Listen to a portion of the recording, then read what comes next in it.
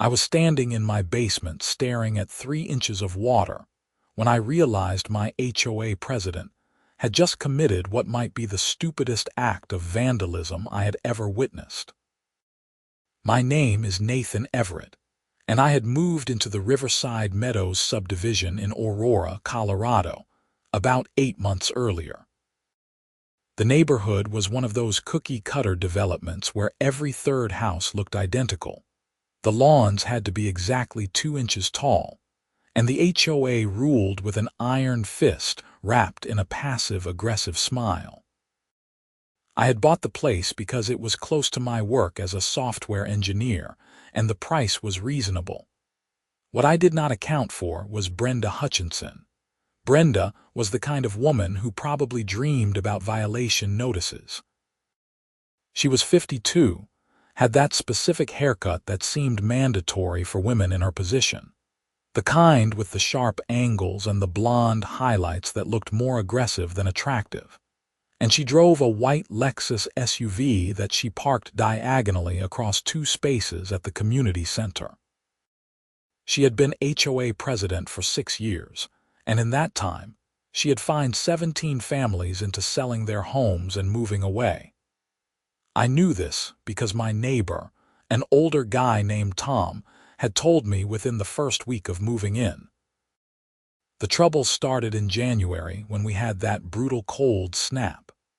Colorado winters can be unpredictable, but that particular week saw temperatures drop to negative 15 degrees Fahrenheit at night. I had come home from work one Friday evening to find Brenda standing in my driveway with her clipboard, which was never a good sign. "Nathan," she said, not bothering with pleasantries, "your downspouts are discharging onto the driveway instead of into the drainage system." I looked at the downspouts. They were doing exactly what downspouts do. They drain into the yard, Brenda. That's how they were installed when the house was built. The HOA guidelines clearly state that all water discharge must be directed away from common areas and neighboring properties. She tapped her clipboard with a pen that had a little palm on the end. "It drains into my own yard. The runoff could potentially flow toward the street, which is a common area." She handed me a violation notice. "You have 14 days to remedy this situation or face a fine of $100 per day." I took the notice and went inside without another word. It was not worth arguing with her. I had learned that much already.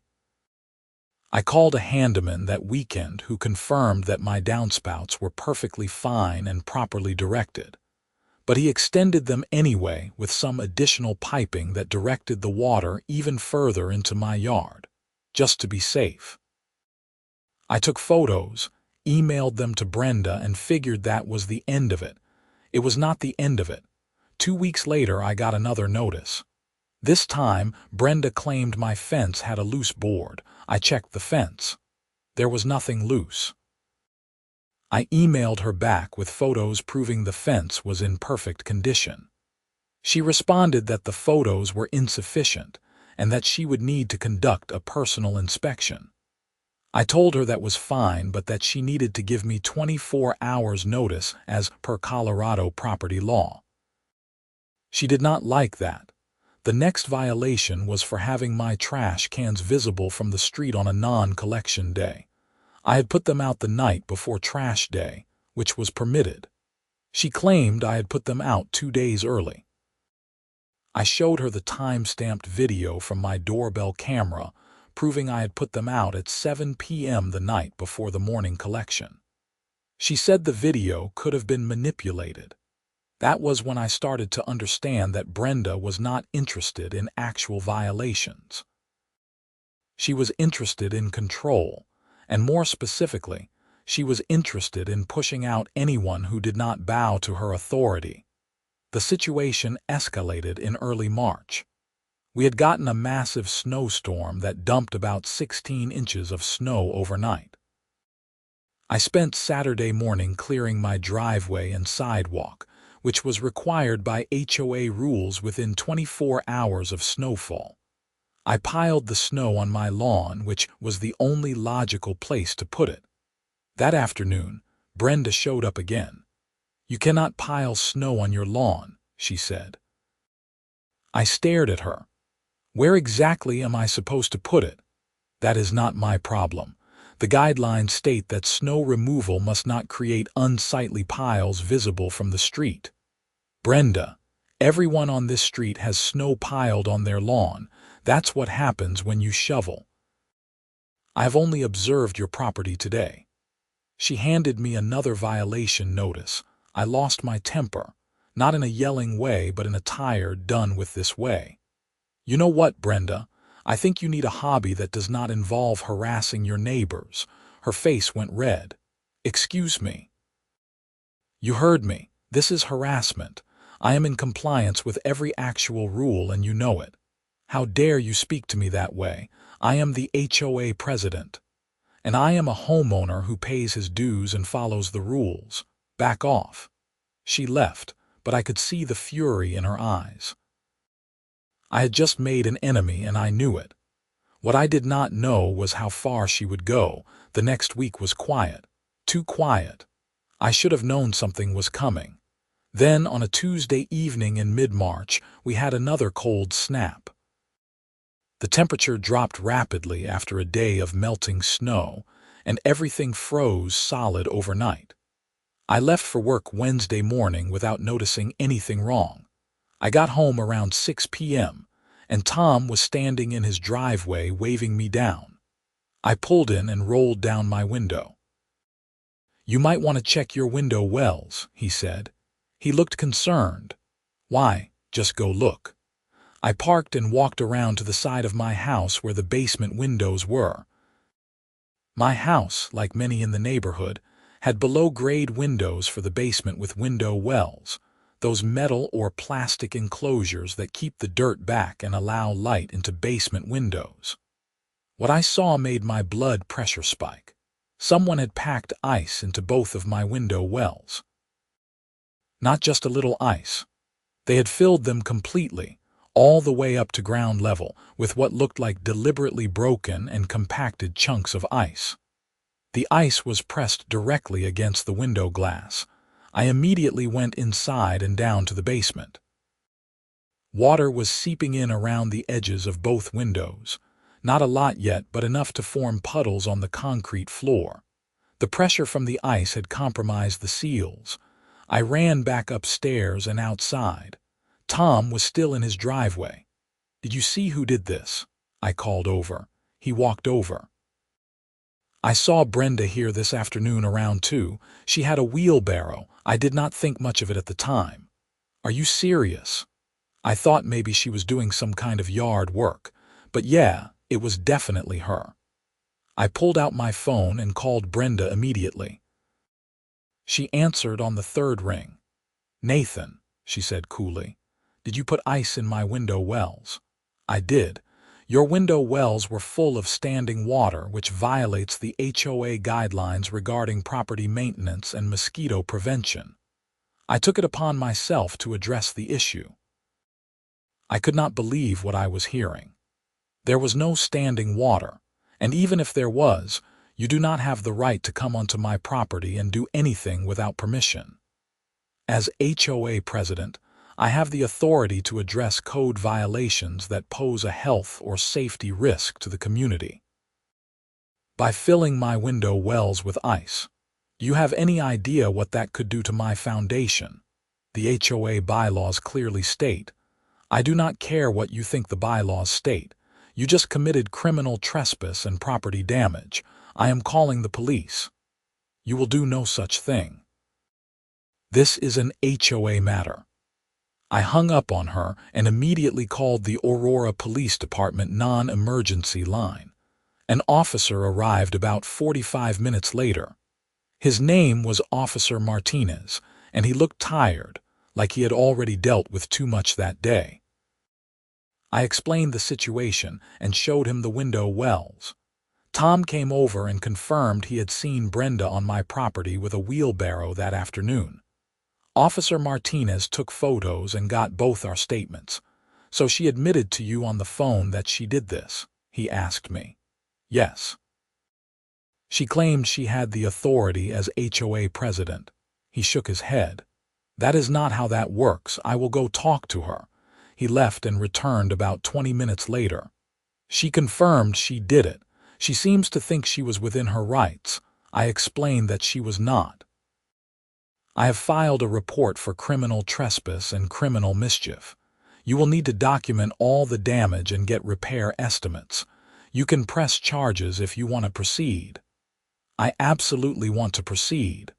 Okay. The Detective Bureau will follow up with you. In the meantime, you should probably get that ice out of there before it causes more damage. He was right. After he left, I spent the next 2 hours chipping ice out of the window wells with a mallet and a pry bar. It was exhausting work. The ice had been packed in there deliberately and tightly. Some of it had already frozen to the window frames. By the time I finished, both windows showed obvious damage. The seals were torn, one of the frames was cracked, and there was visible stress on the glass itself. I went back down to the basement. The water had spread. I spent another hour wet vacuuming the floor and setting up fans to dry everything out. Then, I started taking detailed photos and videos of everything. The next morning, I called my homeowner's insurance company. I had a policy through Mountain States Insurance, and I explained the situation to the claims representative. She was sympathetic but confused. So your HOA president did this deliberately? She asked. Yes. That is unusual. Okay, we will open a claim.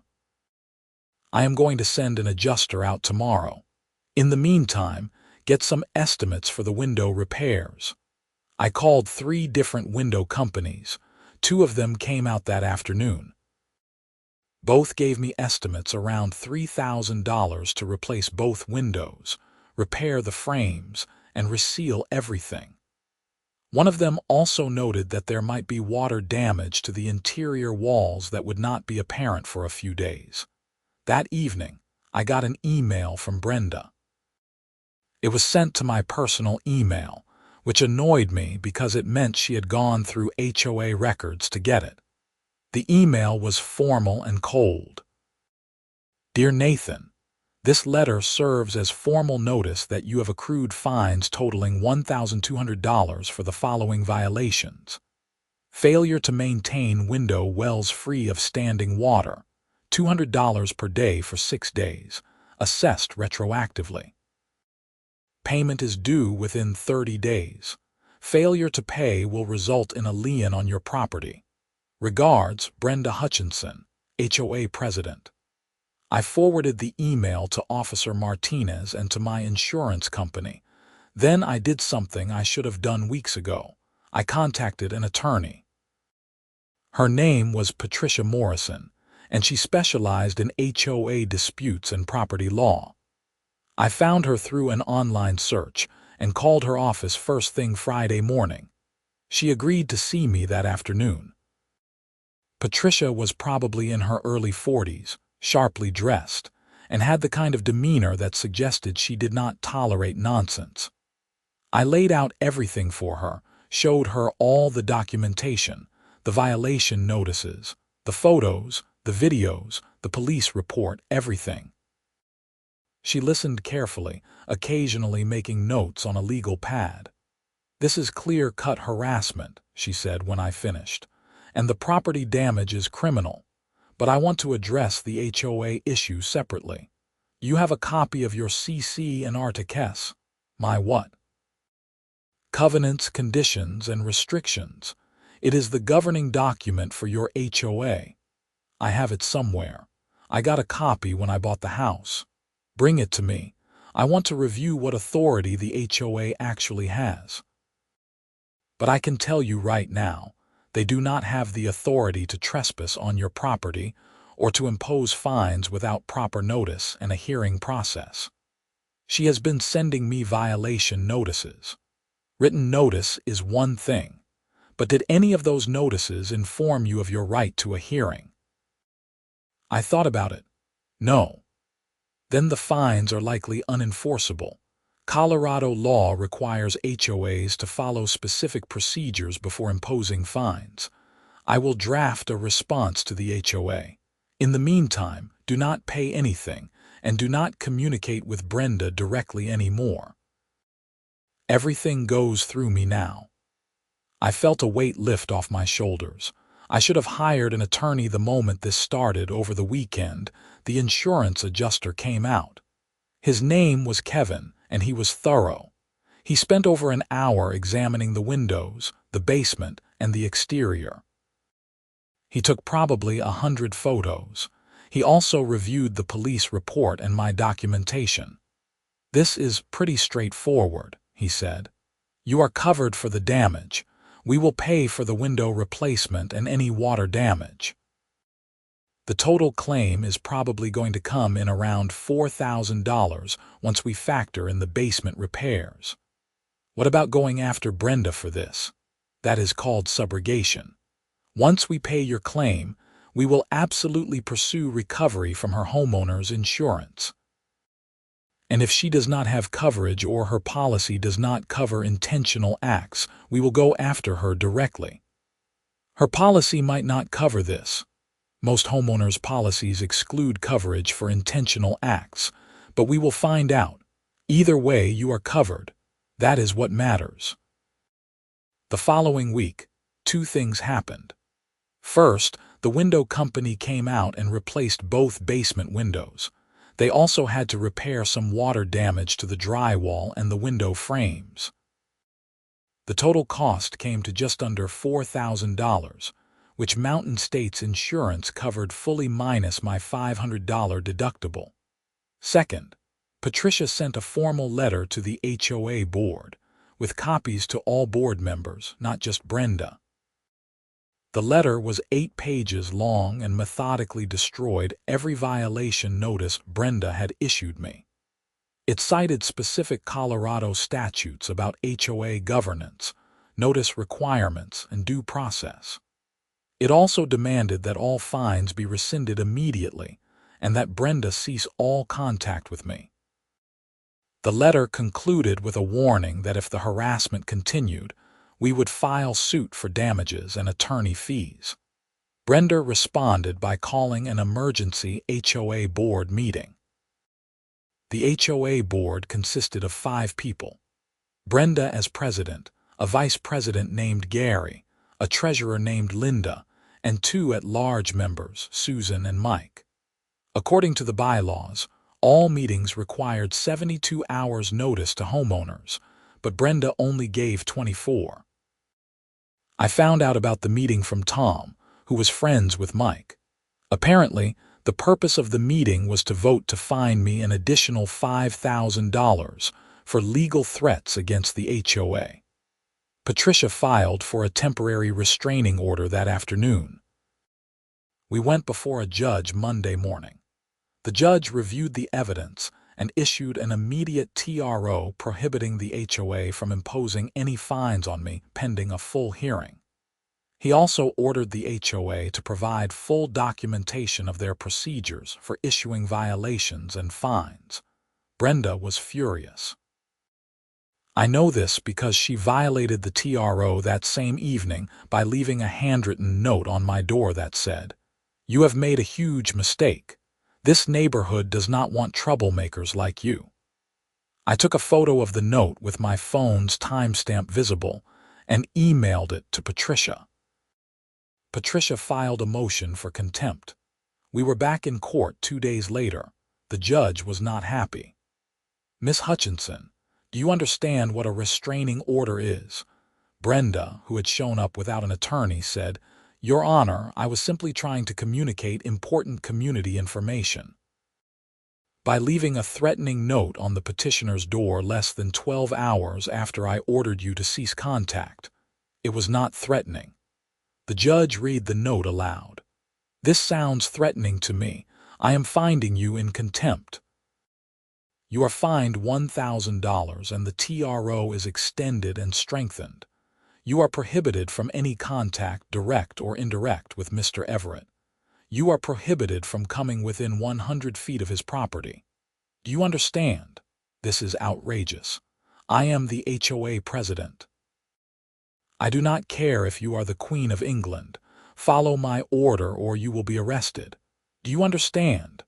Brenda finally seemed to grasp the seriousness of the situation. Yes, Your Honor. Meanwhile, Mountain States Insurance had begun their subrogation efforts. They sent a demand letter to Brenda personally, requesting reimbursement of the $4,000 they had paid out on my claim. Brenda ignored it. They sent a second letter. She ignored that too. Then they did something I did not expect. They contacted Brenda's homeowner's insurance company. It turned out Brenda had coverage through the same company I did, Mountain States Insurance. This created what Kevin, the adjuster, called an interesting situation. He called me one afternoon about 3 weeks after the window repairs were completed. "I've got some good news. We contacted Miss Hutchinson's insurance, and it turns out she actually does have coverage for this. I thought you said intentional acts were excluded. They usually are, but she had added a personal liability umbrella policy that has broader coverage. Her attorney is claiming the act was not intentional in the sense that she did not intend to cause damage. She is saying she thought she was preventing damage.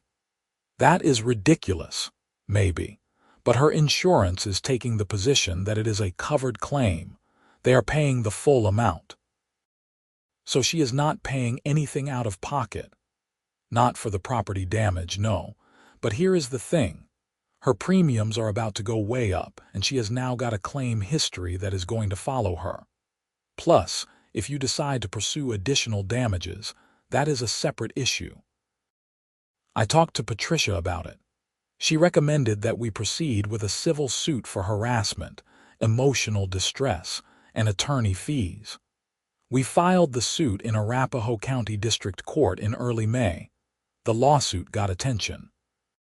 One of the local news stations, Channel 7 in Denver, picked up the story. A reporter named Jessica Chen called me and asked if I would be willing to do an interview. I checked with Patricia first. She said it was fine as long as I stuck to the facts. The interview aired on a Friday evening. Jessica did a good job presenting the story fairly, showing the damaged windows, the police report, and even getting a brief statement from Brenda, who told the camera, "This is a simple HOA matter being blown out of proportion by a difficult homeowner." The story went somewhat viral locally. By Monday morning, I had gotten messages from 6 other homeowners in Riverside Meadows, all of them with stories about Brenda. One couple had been fined $8,000 for planting flowers she did not approve of. Another homeowner had been hit with violations for having a vegetable garden in his backyard, which was not even visible from the street.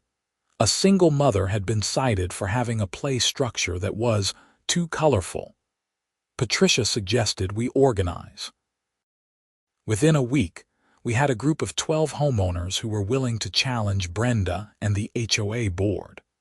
We called ourselves the Riverside Meadows Homeowners Coalition. The first thing we did was demand a recall election. Under Colorado law and the HOA bylaws, 20% of homeowners could petition for a recall of board members. We easily got the required signatures. Brenda tried to block the recall.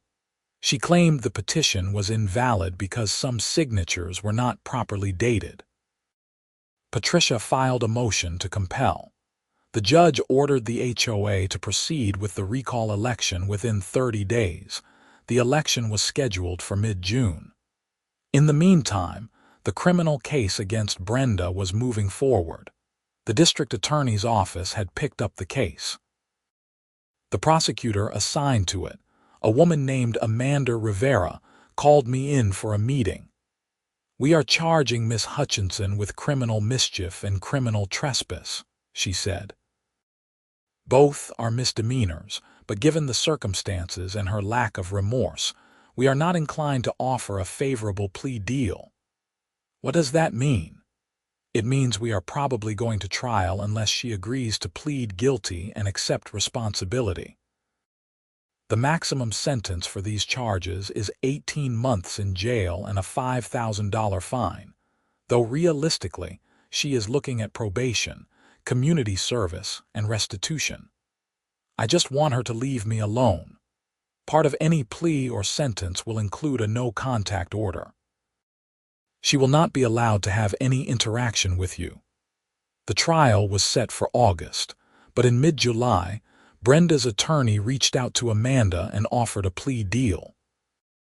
Brenda would plead guilty to both charges in exchange for 2 years of probation, 200 hours of community service, full restitution to Mountain States Insurance, and a permanent no-contact order regarding me. Amanda called to ask if I was okay with the deal. It is your call. We can go to trial, but this is a fair resolution. Will this stay on her record? Yes, she will have 2 misdemeanor convictions. I am okay with it. Brenda entered her plea in late July. The judge accepted it and imposed the agreed-upon sentence. He also added a stern warning. Miss Hutchinson, you abused a position of trust and authority in your community. You targeted a neighbor because he stood up to you, and you damaged his property out of spite. That is unacceptable. You are fortunate that the victim and the prosecutor are willing to accept this plea. If you violate any term of your probation, including the no-contact order, you will serve jail time. Do you understand? Yes, Your Honor, Brenda said quietly. She looked smaller somehow, diminished. The recall election happened 2 weeks later. Brenda was removed as HOA president by a vote of 73-12. Gary, the vice president, was also recalled. Linda, Susan, and Mike all resigned rather than face recall votes. We held new elections in September. A retired teacher named Margaret Wilson was elected president. 2 of the homeowners from our coalition, including Tom, were elected to the board. The new board's first action was to rescind all outstanding fines and to implement new procedures requiring proper notice and hearing rights before any violations could be enforced. The civil lawsuit settled in October. Brenda's umbrella insurance policy covered the settlement, which included $15,000 in damages for harassment and emotional distress, plus $50,000 in attorney fees. Patricia called it a significant victory. Most HOA harassment cases do not result in this kind of payout, she said. But you had documentation, witnesses, criminal charges, and a defendant who kept making things worse for herself. It was a perfect storm. I asked what happened to Brenda. Patricia said she had heard through the legal grapevine that Brenda and her husband were selling their house and moving out of state. Apparently, the combination of the criminal conviction, the lawsuits, the recall, and the neighborhood attention had become too much. She basically made herself unemployable in any HOA position in Colorado, Patricia said. And her insurance premiums went through the roof. Sometimes people create their own karma. By November, things had finally settled down. The new HOA board was functioning well. They had revised the bylaws to include better checks on the president's authority and clear procedures for violations and fines. Several of the more ridiculous rules had been eliminated entirely. I ran into Tom one Saturday morning while I was checking my mail. "You know, you did a good thing," he said. "A lot of us wanted to stand up to Brenda, but we did not know how, or we were too scared. You showed us it was possible. I just did not want to keep getting harassed." "Yeah, but you did not back down. That matters." I thought about that later while I was sitting in my basement, which was now completely dry and repaired. The new windows looked great. You would never know there had been any damage. The whole experience had been exhausting and expensive, even with insurance covering most of it. I had spent countless hours dealing with police, lawyers, insurance companies, and court dates. But Tom was right. It had mattered. Brenda had counted on me being too tired, too intimidated, or too ignorant of my rights to fight back. She had gotten away with bullying people for years because most of them did not have the time, money, or energy to challenge her. I was lucky that I had a job with flexible hours, enough savings to hire an attorney, and a good insurance policy. Not everyone has those advantages. The incident with the ice had been so absurd, so blatantly vindictive, that it had finally crossed the line from harassment into obvious criminality. If Brenda had been smarter, she might have continued her campaign of petty violations indefinitely. But she had gotten so angry, so obsessed with punishing me for defying her, that she had done something indefensible.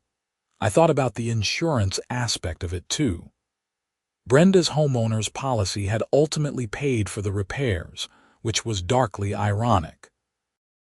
She had tried to hurt me financially, and instead had just hurt herself through higher premiums and a claim on her record.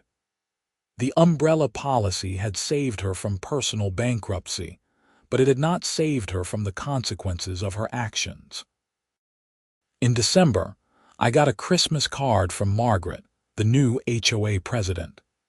It was a simple card thanking me for my courage and persistence in standing up for homeowners' rights.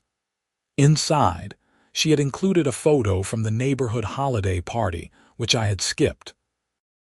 The photo showed dozens of neighbors gathered in the community center, smiling and talking. It looked like a real community, not a place ruled by fear and violation notices. I put the card on my fridge and felt something I had not felt since moving to Riverside Meadows, a sense of belonging. The civil case had officially closed in January, almost a year after the ice incident. Patricia sent me a final accounting of all the fees and settlements. After everything was paid, I had netted about $8,000, which barely covered my deductible, my time off work, and the various incidental expenses from the whole ordeal. But that had never been the point. One afternoon in February, I was working from home when my doorbell camera alerted me to someone at the front door. I checked the app on my phone and saw a woman I did not recognize. She was probably in her 30s, dressed professionally and carrying a folder. I answered the door. "Can I help you?" "Hi, are you Nathan Everett?" "I am." "My name is Rachel Thompson.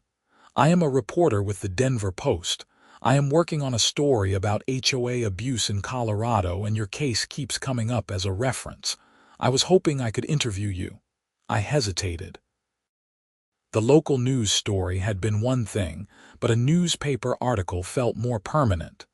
It would really help shed light on a problem that affects thousands of homeowners, she said.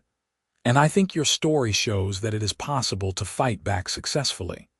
Let me think about it." "Can you give me your card?" She handed me a business card. "Of course, no pressure, but I think it is an important story." I called Patricia that evening. "What do you think?" "It is up to you," she said. "The case is over, so there is no legal reason not to. And honestly, more awareness about HOA abuse is probably a good thing. Just stick to the facts and do not say anything you would not want quoted in print." I called Rachel the next day and agreed to an interview. We met at a coffee shop in Aurora, and she asked detailed questions about the timeline of events, the legal process, and the impact on my life and the neighborhood. "What do you think people should know about HOAs?" she asked near the end. "That they can be good when they are run properly, but they can become tyrannical very quickly when the wrong person gets power," I said. "And that homeowners have more rights than they think. You do not have to just accept harassment and illegal fines. Document everything, know your rights, and do not be afraid to get a lawyer." "Do you regret buying in an HOA neighborhood?" "Sometimes. But the problem was not the HOA itself. It was Brenda. Now that she is gone and the board is functional, it is actually pretty nice. The common areas are maintained, there are community events, and the rules are enforced fairly and reasonably. That is how it is supposed to work. The article came out 3 weeks later. It was a long piece that included my story as well as stories from homeowners in 5 other Colorado communities who had dealt with HOA problems. The article discussed Colorado's HOA laws, which were actually pretty good compared to some states, and interviewed attorneys and state legislators about potential reforms. The article got picked up by several other outlets and sparked some conversations at the state level about HOA oversight. A state representative even introduced a bill that would require HOAs to carry insurance specifically to protect homeowners from board misconduct. The bill did not pass, but the fact that it was introduced at all felt like progress. In March, I got an unexpected call from Kevin, the insurance adjuster who had handled my claim. "I wanted to let you know that we closed our subrogation case," he said. "We recovered the full amount from Miss Hutchinson's umbrella policy, and we also negotiated an additional settlement from her primary homeowner's policy for the administrative costs of handling the claim. I thought her primary policy did not cover it. It did not cover the damages, but we argued that her policy should cover our costs in investigating and pursuing the claim since she was their insured. It is a technicality, but it worked. Anyway, because of the additional recovery, we are actually refunding your deductible." "Seriously?" "Yeah. You will see a check for $500 in the next week or so. It is not common, but when we recover more than we paid out, we refund deductibles." I thanked him and hung up. $500 was not life-changing, but it felt like a final vindication. Everything that Brenda had tried to do had backfired completely. Spring arrived, and the neighborhood looked different. Margaret and the new board had loosened some of the more restrictive landscaping rules, and people were actually doing interesting things with their yards. Vegetable gardens, flower beds, decorative stones. It looked less like a suburban prison and more like a place where people lived. Tom planted tomatoes.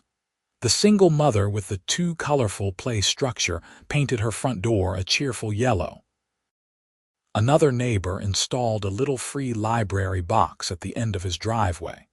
These were all things that would have resulted in violation notices under Brenda's regime. In April, the HOA held its annual meeting. Attendance was the highest it had been in years. Margaret presented a financial report showing that the HOA's legal expenses had dropped by 80% compared to the previous year, mostly because they were no longer constantly in disputes with homeowners. "Our job is to maintain property values and provide services, not to be the neighborhood police," Margaret said during the meeting. "I think we are finally getting back to that." There was applause. I saw several people glancing at me, and a few came up afterward to thank me again. It was awkward but also gratifying. In May, I decided to do some renovations to the basement. The water damage had been repaired, but the space still felt unfinished. I hired a contractor to add some built-in shelving and better lighting. When he removed one section of drywall, he found additional water damage that had been hidden behind it. "This is older than the recent stuff," the contractor said, "probably from years of minor seepage that was never addressed." I ended up having to do more extensive repairs than I had planned, which cost another $2,000. I submitted a claim to my insurance, but they denied it because it was pre-existing damage, not related to the ice incident. I was frustrated but not surprised. I paid for the repairs out of pocket and moved on. It was just money, and the basement looked great when it was done. In June, I ran into someone I had not expected to see. I was at the grocery store in Aurora when a woman approached me in the produce section. It took me a moment to recognize her. It was Linda, the former HOA treasurer who had resigned during the recall. "Nathan," she said. She looked uncomfortable. "I wanted to apologize." "For what?" "For not standing up to Brenda. I knew she was harassing you and other people. I knew it was wrong. But I was scared of her, and I did not want to become her next target. So I stayed quiet. I am sorry." I did not know what to say. I had been angry at the other board members for enabling Brenda, but hearing Linda's apology made me realize that they had been victims in their own way. "I appreciate you saying that," I said finally. "It took guts to approach me." "I should have had guts a year ago," she paused. "For what it is worth, I am glad you fought back. You did what I could not." She walked away before I could respond. I stood there holding a bag of apples, thinking about courage and complicity and how often they overlap. Summer passed quietly. I worked, hung out with Tom occasionally, and enjoyed having a functional HOA that did not send me violation notices every week. It was amazing how much mental energy I had been spending on dealing with Brenda. Now that she was gone, I felt lighter. In August, I got a text from Patricia. "Thought you might want to know. Brenda's probation was revoked." I called her immediately. "What happened?" "Apparently she violated the no-contact order. She sent you an email from a fake account." "I never got any email from her. It bounced back because she had your old email address wrong, but her probation officer found out about it during a routine check of her computer. The judge revoked her probation and sentenced her to 90 days in jail." I felt a mix of emotions. Part of me felt satisfied that Brenda was facing real consequences. Part of me felt sad that she had thrown away her probation over something so stupid. And part of me was relieved that she was going to be locked up for a while, away from me and everyone else she might target. "What was in the email?" I asked. "Just more of the same. Blaming you for ruining her life, claiming she was the victim, threatening vague legal action. Nothing actionable, but the attempt to contact you was enough to violate her probation." "How did she think she was going to get away with that?" "She did not think. That has been her problem all along. She acts on impulse and anger without considering consequences." After we hung up, I thought about what Patricia had said. Brenda had spent years wielding power over people, and when someone finally challenged her, she had not known how to cope. Instead of accepting responsibility or changing her behavior, she had escalated until she destroyed her own life. It was a cautionary tale about what happens when people get drunk on small amounts of power. In September, I took a vacation. It was the first real vacation I had taken since moving to Colorado. I went to Moab, Utah, and spent a week hiking and camping in Arches National Park. It was exactly what I needed: space, silence, and perspective. When I got back, there was a letter waiting for me from the Colorado Department of Regulatory Agencies. They were investigating complaints about HOA governance in several neighborhoods, including Riverside Meadows. They wanted to interview me about my experiences with Brenda and the former board. I called the investigator, a woman named Sarah Chen, and we talked for over an hour. She was particularly interested in the lack of due process in how Brenda had issued fines. "This is a pattern we are seeing across the state," Sarah said. "HOA boards that do not follow their own bylaws or state law regarding notice and hearings. We are trying to build a case for stronger enforcement mechanisms." "What would that look like?" "Potentially fines against HOAs that violate the law, mandatory training for board members, and easier paths for homeowners to challenge improper actions. But it is a long process. The HOA lobby is strong, and they push back on anything they see as interference." I gave her copies of all my documentation, and put her in touch with several other homeowners who had been targeted by Brenda. I did not know if anything would come of it, but it felt good to contribute to something larger than my own case. October brought the first snow of the season. I watched it fall and thought about the previous winter, about coming home to find ice packed into my window wells. It felt like a lifetime ago. Tom invited me over for dinner one evening. His wife, Janet, made pot roast, and we sat around their kitchen table talking about nothing in particular. It was normal and comfortable. "You ever think about running for the HOA board?" Tom asked. "God, no. Why would I want to do that?" "Because you care about doing things right. That is what makes a good board member." "I spent a year fighting the HOA. I do not want to spend more time thinking about it." "Fair enough. But if you ever change your mind, you would have my vote." I appreciated the sentiment, but I meant what I said. I had done my part. Now I just wanted to live my life without drama. In November, I got a call from Rachel, the Denver Post reporter.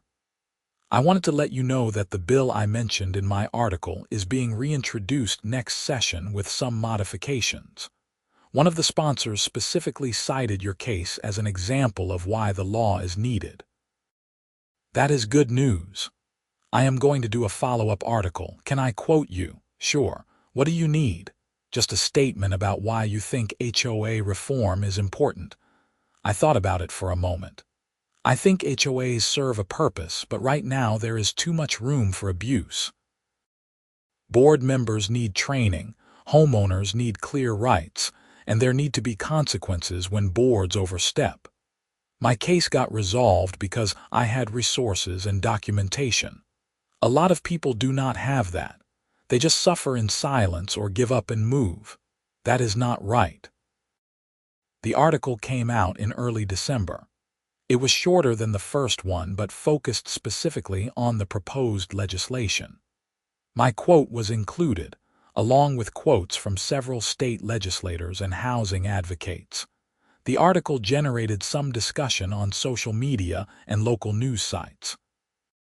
Some people thought HOAs should be abolished entirely. Others argued that they were necessary for property values. I stayed out of the debates. I had said what I needed to say. Christmas came and went. The neighborhood looked festive, with lights and decorations on most houses. The HOA did not regulate holiday decorations anymore, and it showed.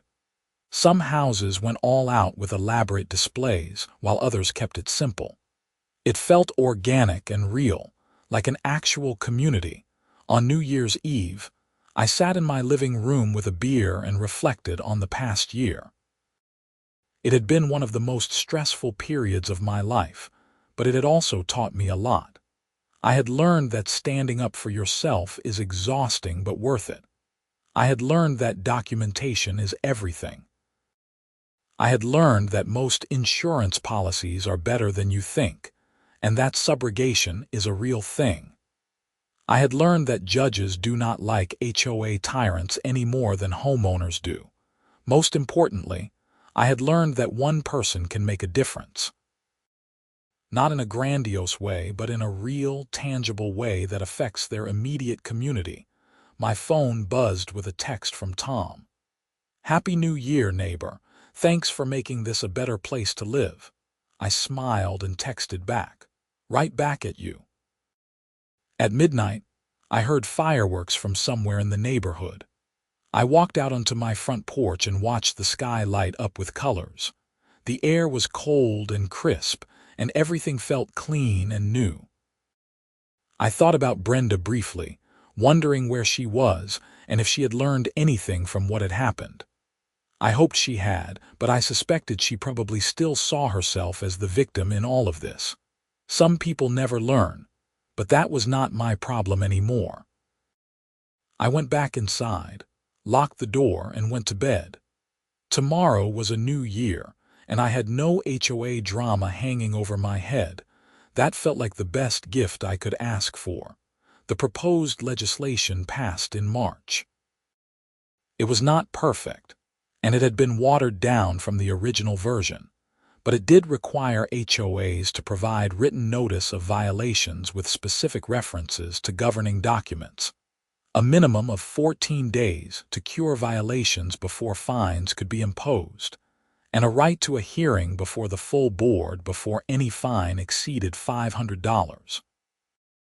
It also created a state ombudsman position to handle HOA complaints. Rachel called me when the bill was signed into law. "You helped make this happen," she said. "I just told my story. Sometimes that is enough." I hung up and felt a sense of closure. The whole ordeal had started with ice in my window wells and had ended with a change in state law. That was not a bad outcome. In April, I got a final piece of mail related to the whole situation. It was a letter from Mountain States Insurance thanking me for my patience during the claim process and informing me that my rates would not be increasing despite the claim. "We recognize that you were the victim of a malicious act and should not be penalized," the letter said. I put the letter in the file folder with all the other documentation from the case. The folder was 3 inches thick now, full of police reports, legal documents, emails, photos, and receipts. I put it on a shelf in my basement, next to the new windows that had replaced the ones Brenda had damaged. Sometimes I would go down to the basement and look at those windows. They were just windows, clear glass in white frames, completely unremarkable, but they represented something important to me. They were proof that justice was possible, that bullies could be stopped, and that insurance policies could actually work the way they were supposed to. They were also a reminder that I had stood up for myself, and won. And that was worth more than any settlement check or news article or legislation. It was worth knowing that I had not backed down, that I had fought for what was right, and that in the end, the system had worked. Not perfectly, not quickly, and not without cost, but it had worked. And that was enough.